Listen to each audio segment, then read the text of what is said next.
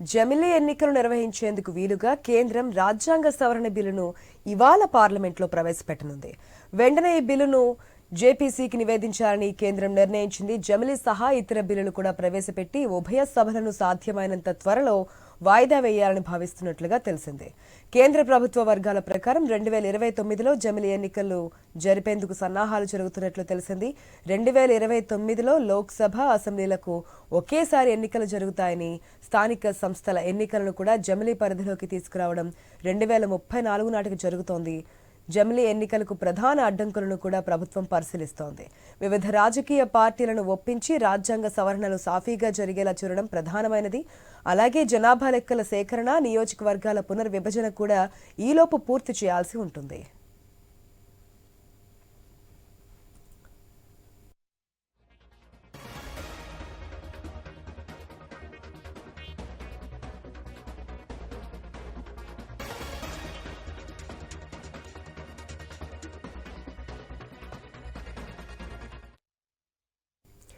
వచ్చే ఏడాది జనాభా లెక్కల సేకరణను 2027 నాటికి నియోజకవర్గాల పునర్విభజన, మహిళా రిజర్వేషన్ అమలు చేసే నియోజకవర్గాల గుర్తింపును పూర్తి చేయాలని ప్రభుత్వం భావిస్తోంది. కాగా పార్లమెంటుతో పాటు ఏదైనా రాష్ట్ర అసెంబ్లీకి ఎన్నికలు నిర్వహించలేని పరిస్థితులు ఉంటే అలాంటి సందర్భంలో ఏం చేయాలో నిర్దేశించే నిబంధనను రాజ్యాంగ సవరణ బిల్లులో పొందుపరిచింది. ఆ రాష్ట్ర ఎన్నికలను తర్వాత నిర్వహించేలా రాష్ట్రపతి ఉత్తర్వులు జారీ చేసే వెసులుబాటు కల్పించింది. ఈ మేరకు బిల్లులోని సెక్షన్ 2 సబ్ క్లాస్ 5లో చేర్చారు. ఈ బిల్లును ప్రవేశపెట్టిన అనంతరం కేంద్రం జేపీసీకి నివేదిస్తోంది. ఇవాళ సాయంత్రానికి జేపీసీ సభ్యులను ప్రకటించే అవకాశం ఉంది. కీలకమైన జమిలీ బిల్లు ప్రవేశపెట్టనున్న నేపథ్యంలో ఈ రోజు పార్లమెంట్ సమావేశాలకు తప్పనిసరిగా హాజరు కావాలని ఆదేశిస్తూ బీజేపీ లోక్సభలో తమ ఎంపీలకు విప్ జారీ చేసింది. జమిలీ బిల్లుకు సంబంధించి మరిన్ని అప్డేట్స్ మా ఢిల్లీ ప్రతినిధి రామకృష్ణ ద్వారా తెలుసుకుందాం. రామకృష్ణ, వన్ ఎలక్షన్ కోసం ప్రవేశపెట్టిన లోక్సభ బిల్లు ఈ లోక్సభ ముందుకు రాబోతుంది. మరి అయితే జమిలీ ఎన్నికల కోసం ప్రతిపాదించిన 129వ రాజ్యాంగ సవరణ బిల్లులో లోక్సభతో పాటు అసెంబ్లీ ఎన్నికలు నిర్వహించలేని పరిస్థితులకు సంబంధించిన నిబంధన ఒకటి ఉంది.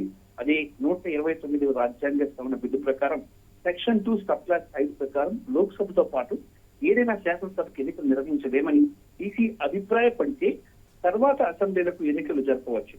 అయితే శాసనసభ ఎన్నికలకు ఉత్తర్వులు ఇవ్వాలని ఈసీ రాష్ట్రపతికి సిఫార్సు చేయాలి. ఈ క్రమంలో రాష్ట్రపతి అసెంబ్లీ ఎన్నికల కోసం కొత్త ఉత్తర్వులు జారీ చేయాలి. అయితే లోక్సభ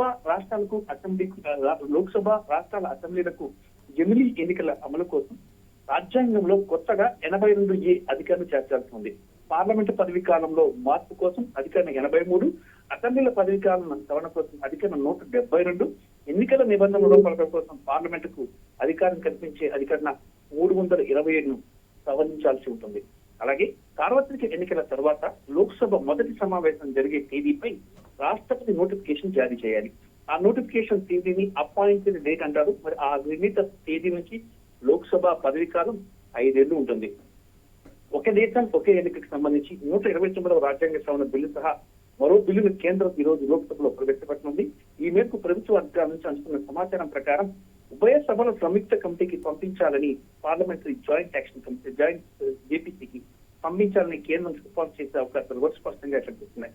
అయితే కేంద్ర న్యాయశాఖ మంత్రి అర్జున్ రామ్ మేఘవాల్ ఈ బిల్లు లోక్సభలో ప్రవేశపెడుతున్నారు. ఈ రోజు మరి జమిలీ ఎన్నికల నిర్వహణపై అనేక అనుమానాలు నెలకొన్న వేళ విస్తృత సంపాదింపుల కోసం జాయింట్ పార్లమెంటరీ కమిటీకి పంపించాలని ఓం బిర్లా కూడా ఆదేశిస్తున్నారు. మరి దీనిపై ప్యానల్ కమిటీ ఏర్పాటుకు సభ్యులు ప్రతిపాదించాలని కూడా సభాపతిని కోరుతున్నాయి పార్టీలు. ఈ మేరకు జేపీసీని ఏర్పాటు చేసి జేపీసీలో సభ్యులను ఏర్పాటు చేసి ఈ బిల్లుని లోక్సభ నుంచి జాయింట్ పార్లమెంటరీ కమిటీకి పంపిస్తారు. పార్లమెంట్ లో పార్టీల సంఖ్యాబలం ఆధారంగా కమిటీలో వారికి చోటు దొరుకుతుంది. అంటే అతిపెద్ద పార్టీ అయిన బీజేపీ నుంచి ఒక ఎంపీ కమిటీ చైర్మన్ గా ఉంటారు. తొలుత ఈ ప్రతిపాదిత కమిటీ 90 రోజులకు సమయం కేటాయిస్తారు. అవసరాన్ని బట్టి ఆ తర్వాత దాన్ని పొడిగించే అవకాశం అయితే కనిపిస్తుంది.